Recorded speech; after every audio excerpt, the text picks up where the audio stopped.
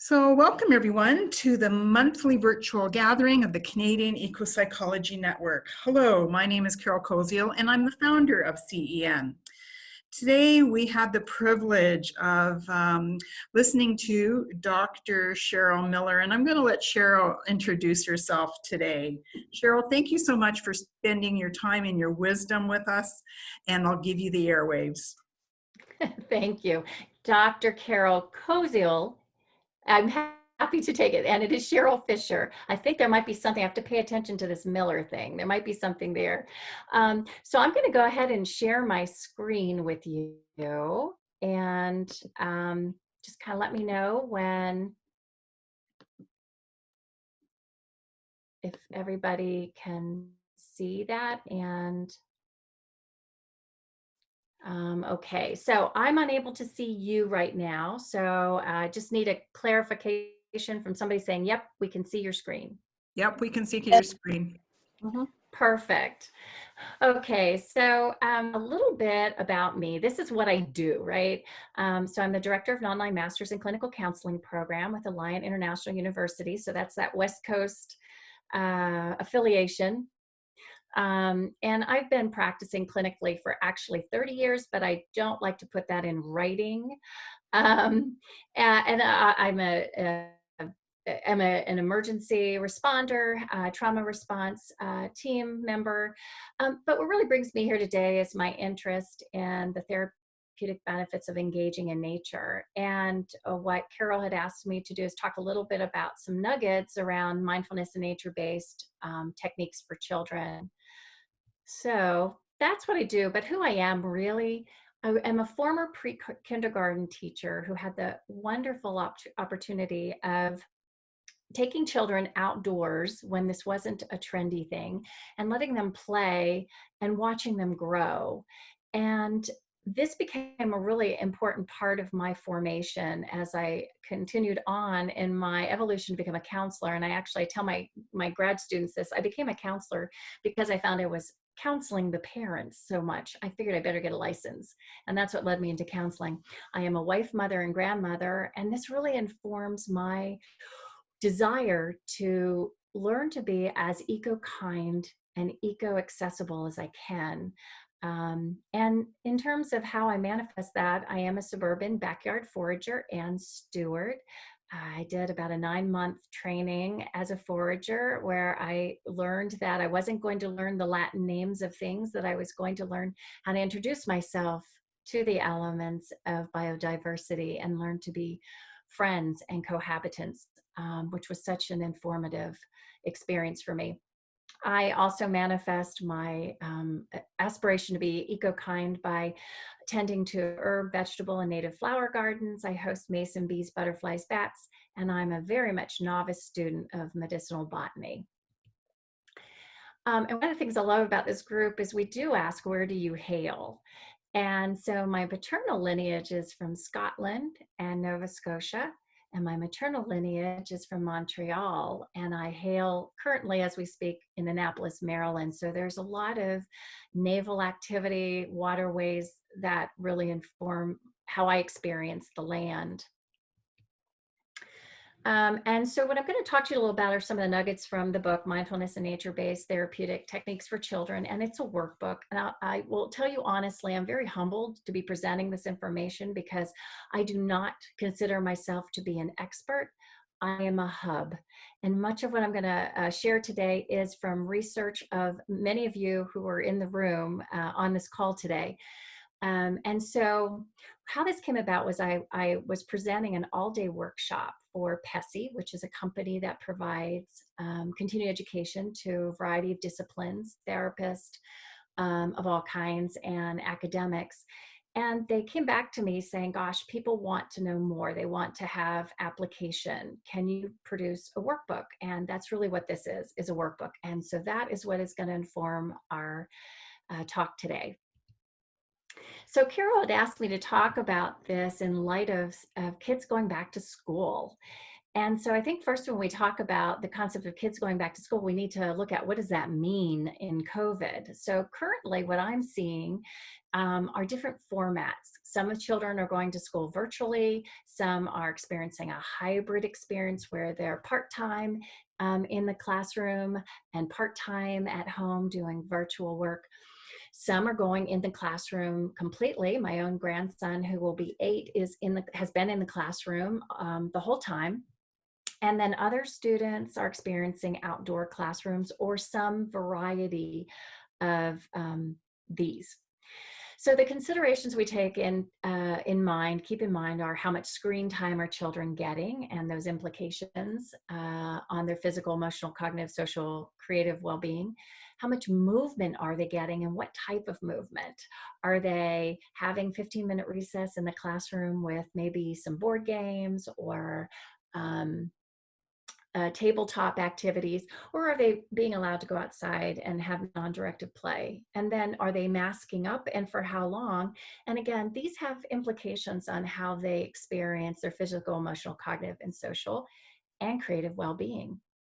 So today we're not going to solve all the world's problems around COVID and children's education, but what I'm hoping to do is just talk a little bit about how engaging in nature or nature-related activities can mediate the negative impact of some of these considerations.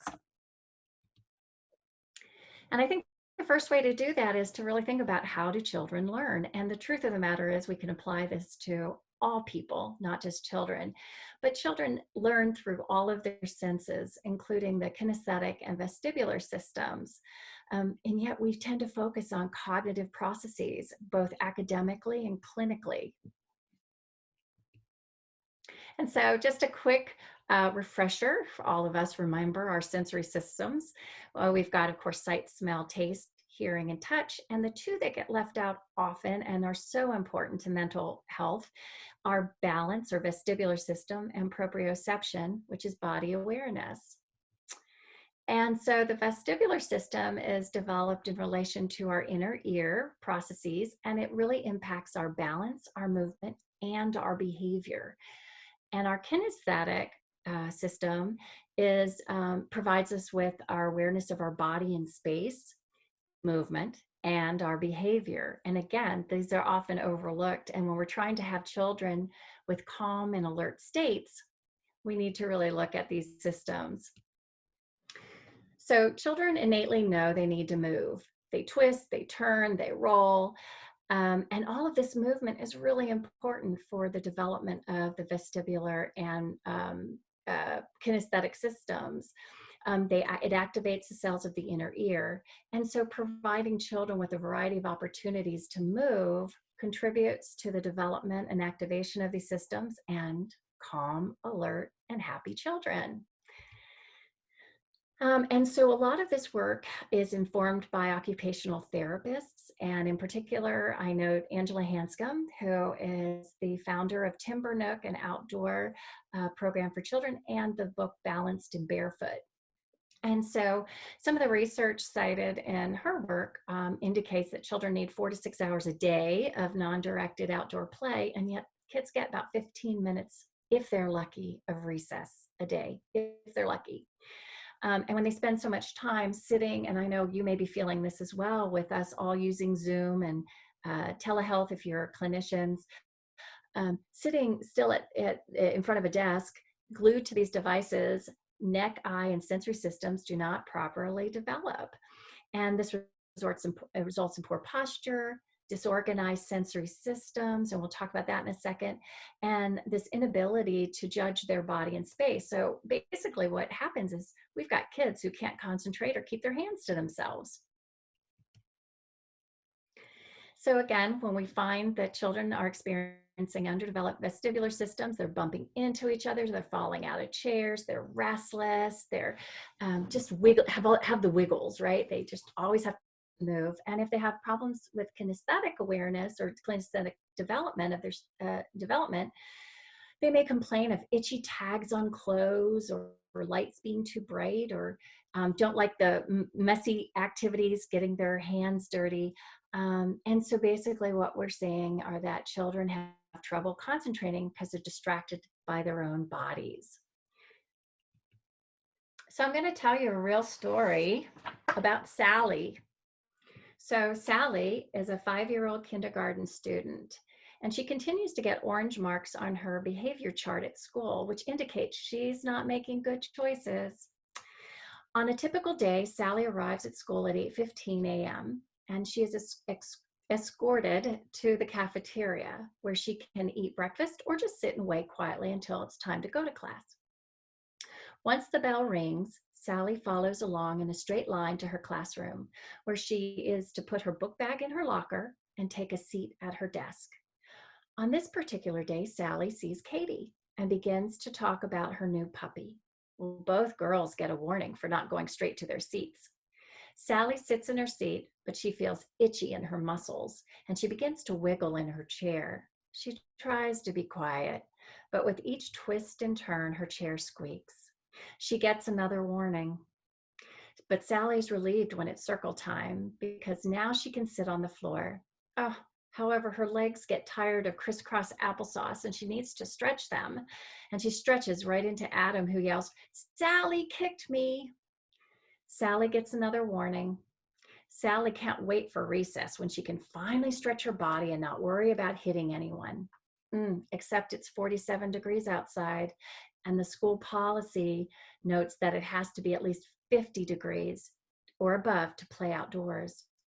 So today, recess is going to be indoors at tables with games or puzzles. Sally picks up a game and accidentally trips and drops the pieces all over the floor. She begins to cry. She is overwhelmed with the need to run, jump, and stretch, and now she must sit still for yet another 30 minutes until lunchtime, where she will sit again. She starts throwing the game pieces all over the room. Sally receives her final warning and gets an orange on her behavior chart before noon. So what I like to look at is when a flower doesn't bloom, you don't fix the flower, you fix the environment. One of my favorite quotes. So let's see how we can fix the environment a little bit. And it's possible that those of us who are here already know this. It's possible that fixing the environment means creating a more multisensory experience, and that engaging in nature does that. So just to highlight some of the ways that engaging in natural settings or nature-informed activities does this, is that nature is inherently calming. We know that the negative ions distributed by the core of the earth and the terpenes from the green space, when inhaled or absorbed in our systems, reduces cortisol, the stress hormone, reduces adrenaline, increases serotonin, that wonderful happy neurotransmitter, and creates a calm and alert state, in addition to increasing our natural killer cells for our immune system. And so this research by Taylor and Quo point out that children diagnosed with ADHD who are exposed to green spaces are more relaxed and focused. We also know that it improves vision, and this is really important when we talk about the many hours that children are exposed to their devices, and that exposure to devices in young children has a correlation to early myopic or nearsightedness. So this research by Ohio State states that children who are predisposed to myopia are 3 times less likely to need glasses if they spend more than 14 hours a week outdoors. So that's about 2 hours a day. We also know that being outdoors promotes children's ability to listen and can assist with facilitating proprioceptive awareness.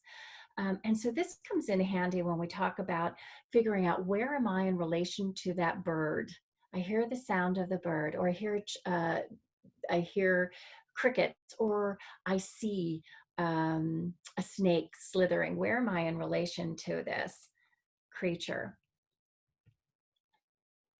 We know that being outdoors offers an abundance of tactile experiences, and this is really important. We're seeing a boatload of children being misdiagnosed with attention deficit disorder, hyperactive type, or inattentive type, who really are having sensory processing issues. And how do we treat sensory processing issues? By providing children with sensory experiences. Nature does that automatically. Enhances taste and smell. We just spent the weekend apple picking in Maryland. It was wonderful. And it promotes movement and exploration. Having to navigate the biodiversity again helps with balance and sensory regulation. So being in nature promotes less sensory overload and exposes children to a variety of different stimuli while engaging the vestibular engagement through movement and play. So we live in a skim, scan, scroll world, right? We skim through things, we scan through things. And one of the disheartening facts around that is that, and I'm going to cite Nicholas Carr, who wrote a book called Surface. And he writes, what the net seems to be doing is chipping away my capacity for concentration and contemplation. Whether I am online or not, my mind now expects to take in information the way the net distributes it, in swift moving stream of particles. And so what we're losing is the ability to actually be mindful and concentrate. So this is the importance of introducing focused attention or mindfulness to children. And of course, we just talked about how engaging in the natural world does this organically. So some of the activities to promote mindfulness, just the very basics we know, are teaching children to connect with their bodies and do a body scan. How am I feeling today? You know, there's a lot of stress on these kids and their families. So how am I feeling today? Where's my body in this? Do I have my tummy feel tight? Do my shoulders feel tight? Introducing children to breath work, right? Inhaling, exhaling, and the beauty of this give and take of inhale and exhalation. And then, of course, sit spot, which most of us on this call are familiar with. If you can't go outside, which would be the preference of sitting outside for a few moments and just, what do I hear? What do I see? What do I smell? What did I feel on the outside of my body and the inside of my body? Where am I in this space? And so it brings focused attention and teaches children how to focus their attention. Now, if you can't be outside, using a window, and if you're clinicians and doing telehealth like I am, you can go to the window with your client and ask them to describe, what do they see? What do they hear? Open that window. What do they smell? And you can do the same. So sit spot. This is a great quote by eco-social workers, basically saying the world of cell phones, iPads, computers, and 24/7 entertainment ensures that hearing the voice of any other but our own will be endlessly banished from our conscious existence. And basically, to capitalize on all of this, summarize, in a noisy world where silence is objectionable, genuine listening becomes a casualty. And again, many adults need to heed this, but when we're developing concentration and helping children become learners, it's really important for them to learn how to sit still with their thoughts and the experiences around them. So some other wonderful nature informed interventions: cloud spotting, old school, lay on your back in a field, look up at the sky and watch the clouds. That is the preference. It's focused attention. If you can't do that, looking out a window and looking at the clouds. And if you can't do that, we don't demonize technology. We utilize it in therapeutic ways. There are probably 24,000 different streams of clouds on YouTube and digital device and on your digital device. So we can utilize that as well. And if you have some cocky teenagers, and we all know there are a few of those, give them 3 rocks to balance and see what they do. Rock balancing is an art in and of itself, and it also promotes focused attention. And it's not as easy as it sounds, any of you who have tried. Nature bingo. I know my book has some links for seasonal nature bingo cards, but you can find them all over the web or create your own and go for a walk and play nature bingo, or have it as a homework assignment for your classes or for your clients. I have to tell you, one of the really exciting things I had recently was my 16-year-old niece texted me one morning and she said, "Aunt Cheryl, is this you?" And she showed me a screen save of actually one of the assignments from my book. And she said, "My teacher, my biology teacher, is having us go outdoors and do one of your assignments." So even though these are, I say they're for children, they're for all ages, including these teenagers. A soundscape. Uh, Again, we don't want to just focus on visual cues. We want to take into account our auditory cues, especially when we want to be inclusive, maybe children who don't have vision as an accessible sensory system. So soundscape. What do you hear? Open the window. What are you hearing? Sitting outdoors, listening to. And nature mandala, of course, is an example here on the screen. Going for a walk, nature items, and creating a sacred circle with those items. So when we talk about nature, mindfulness, and cognitive and emotional development, we really need to put in perspective the relationship between emotional regulation and the ability to think in higher order. So this particular slide shows that relationship. So with the typical development, we have a part of our brain that is utilized for survival. It's on alert. And when we're in a stress managed environment, we have more access to the brain for higher order functioning, learning our class lessons. However, again, during this COVID experience, I don't know about you, but I am working with families that have lost jobs, have lost healthcare, have real living, can't pay their rent, and are maybe living at relatives' homes, a lot of stressors. And yet the expectation is that their children are going to be able to think higher order. And so if you look at developmental trauma, what we see is more of the brain is utilized to address survival mechanisms and less for cognition. So what we want to do is we want to help children learn to regulate their emotions, to calm the amygdala, which is the brain's drama center, danger, danger, danger, um, and allow the reactivation of the prefrontal cortex, which is our higher order thinking part of the brain.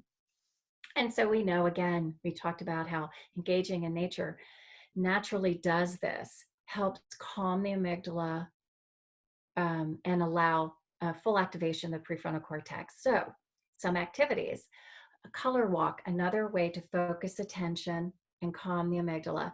I like to do this by going to paint stores and getting those paint samples and cutting up the different slides, handing them out to clients or students and saying, go out and find something that matches this color.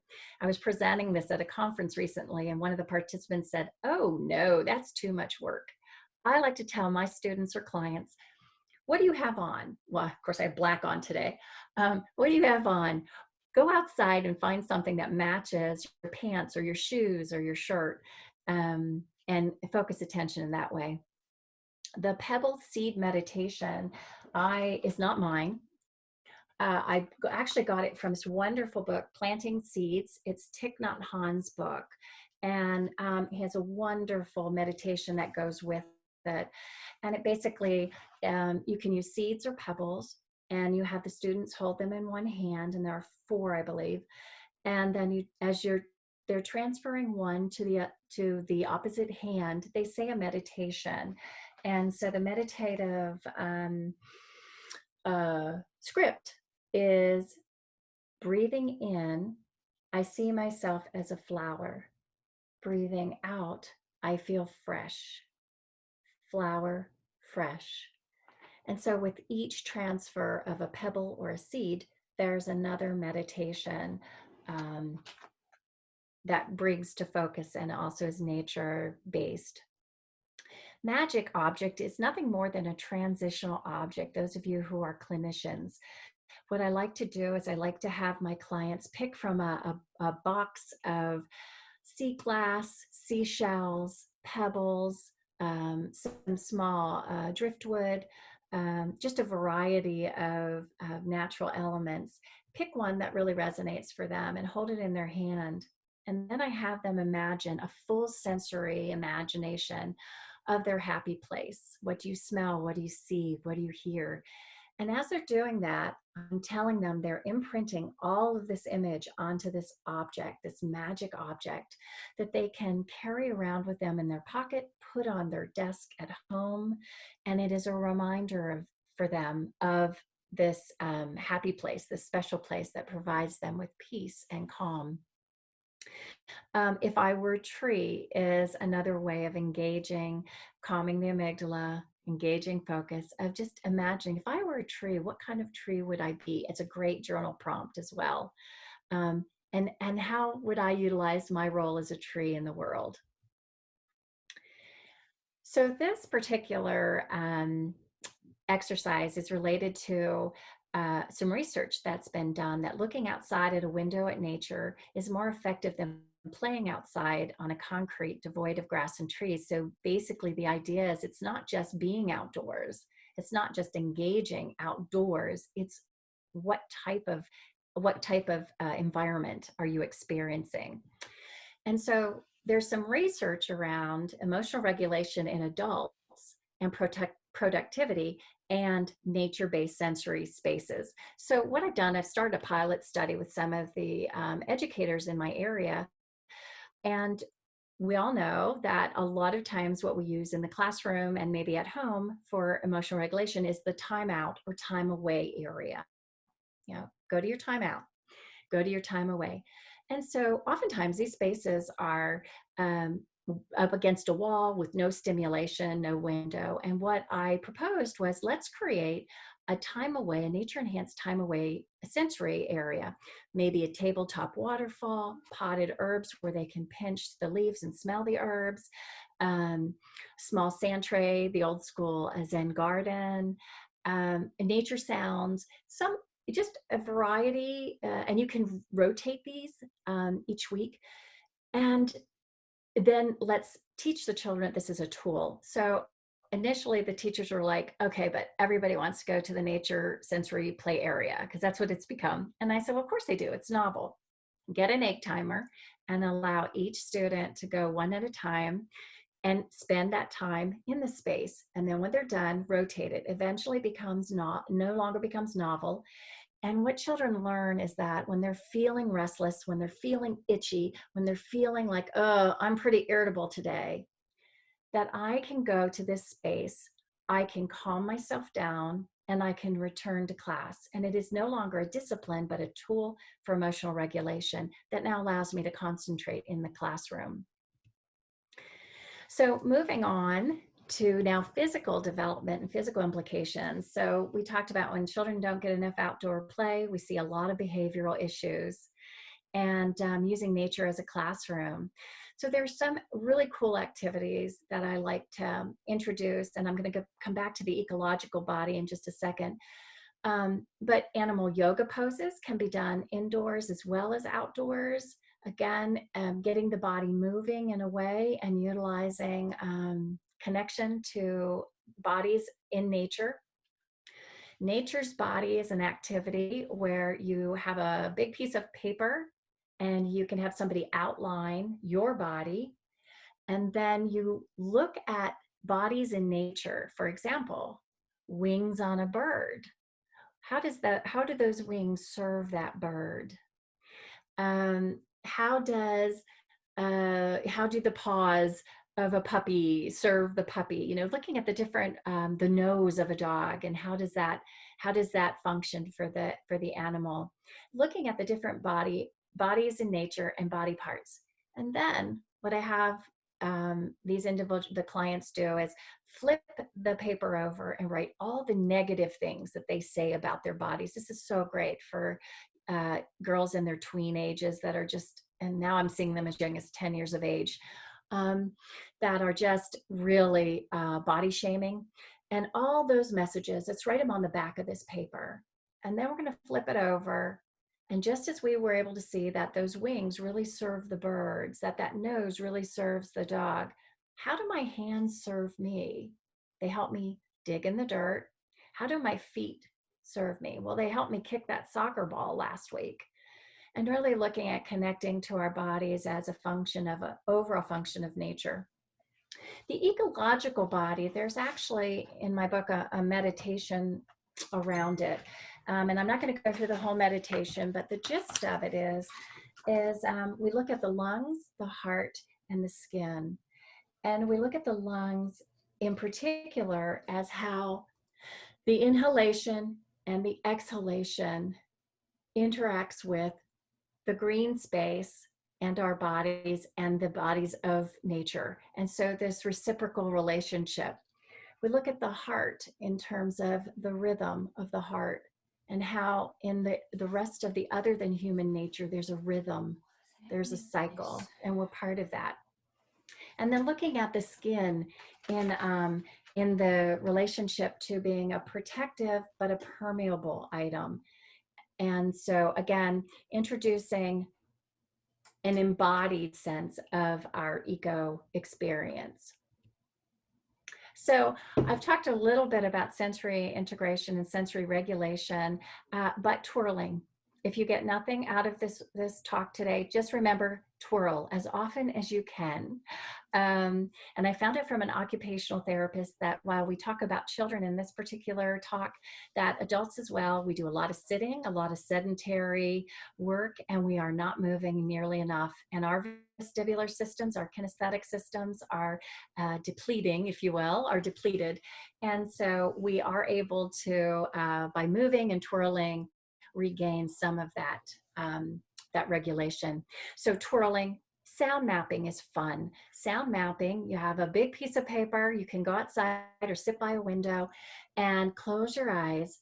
And as you hear the sounds, you put on the paper symbols of what those sounds are and where you hear them. If you hear birds chirping, then maybe in the right-hand corner, you put wings for the birds. And if you hear wind blowing to the left, maybe you put some clouds or wind. So sound mapping. And then sensory swamp quest is great for tweens and group work. This is where an individual is blindfolded and you create either outdoor or indoors an area where they have to navigate, the individual blindfolded has to navigate the terrain to get to the other side. And what helps them navigate is the team. Okay, lift your leg up. You're going to go over a tree trunk right now. Okay, now you've got to get on your belly and crawl under a hammock or whatever. So it builds teamwork. It really helps with, we are so conscious of using our visual cues that it really promotes tactile, auditory, olfactory, vestibular, kinesthetic, all of the other sensory systems. Creative development. You know, I'm on a soapbox about creative development because one of the things I hear all the time in higher education is, gosh, we really need to have innovative thoughts and we really want critical thinkers.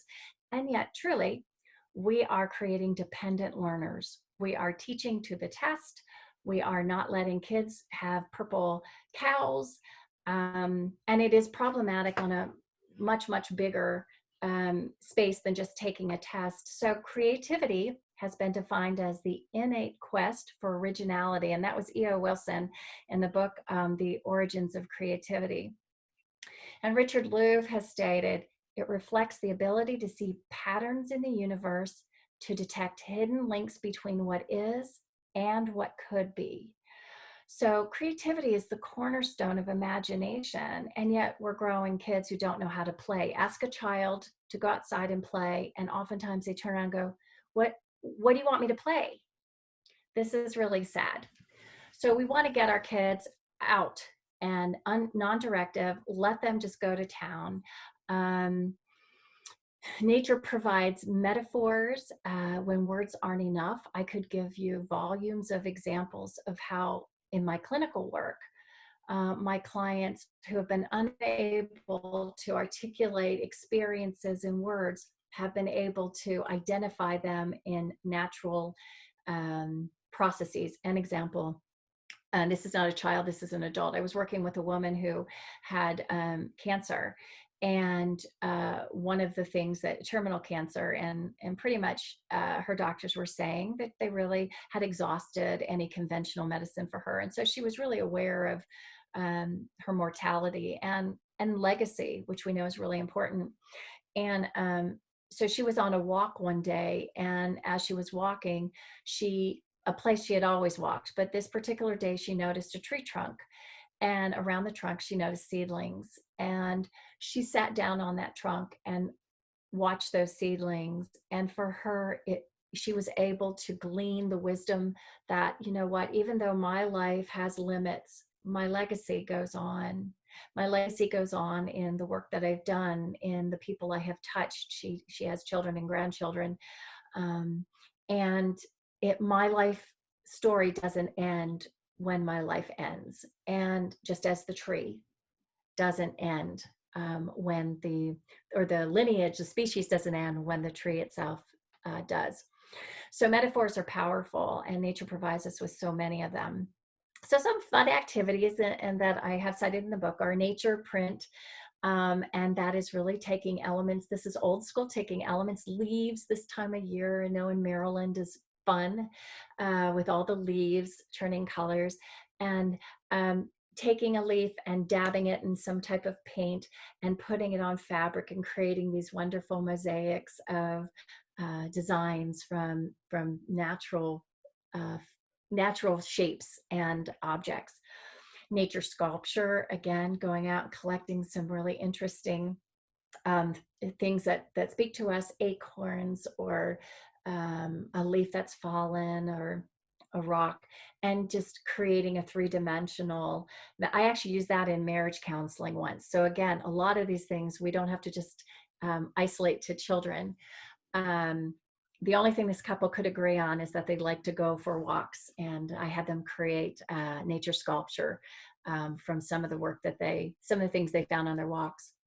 Mud art is so fun. Again, we're talking about kids who have sensory processing challenges, having sand or clay or whatever the medium, just creating this mud and doing finger painting or using brushes or using sticks. Just really immersing ourselves in the elements. Shadow drawing. This is fun because we preface shadow drawing as you're collaborating with the sun. So creating an experience of collaboration with the sun and finding a shadow and realizing that you have to communicate with the sun. You have to kind of work with the sun in trying to identify a shadow and then drawing it on some paper. And then social development. So one of the things about mask wearing is, again, we often pick up our cues visually. We look at people's faces. And I don't know about you, but I'm a smiler. And when I go into the grocery store, I like to smile at people. When I'm at that poor cashier or that barista who's been spending hours giving people their coffee, their unique coffee drinks, I always like to smile at them and tell them, I really appreciate you. And with my mask on, that whole cue is gone.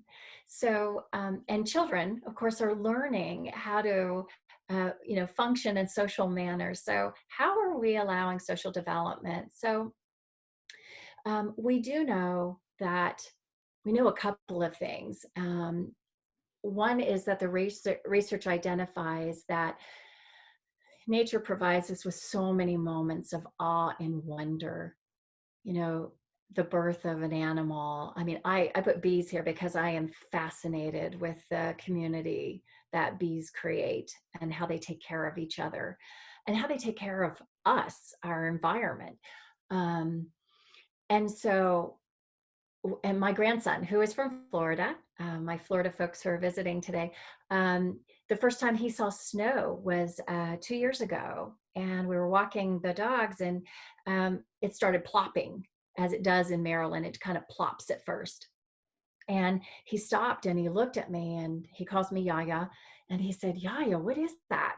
And he goes, it's fat rain. And I said, no. I said, stop, wait a minute. And I said, Nicholas, that's snow. And he extended his arms and, of course, his tongue, because you have to catch your first snowflakes on your tongue. And he began to twirl slowly, ritualistically, trying to catch, with his eyes closed, trying to catch those snowflakes. And it was a sacred moment for him. So what we find empirically is that as we experience these moments of awe and wonder, and we connect to nature in this, Martin Buber called the I thou versus the I it. When we stop objectifying nature, it becomes sacred friend, neighbor, companion, that we start being able to treat not only the natural elements, but each other with kindness and empathy. Now, we do know something happens when we do connect with animals. Don't know about nature, about plants, the research on that, but I know with animals that there's a hormone and neurotransmitter called oxytocin, the bonding neurotransmitter, that is activated when we bond with another person or another animal. And what we find really intriguing is that the oxytocin of the other person and the animal also is produced. And so there is this amazing relationship that occurs on a neurochemical level.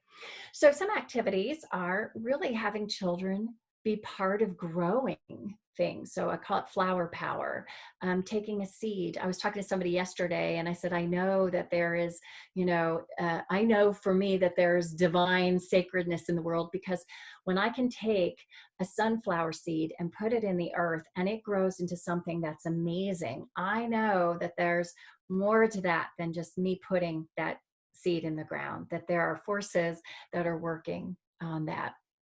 So having children nurture plants, working gardens, friends without fur.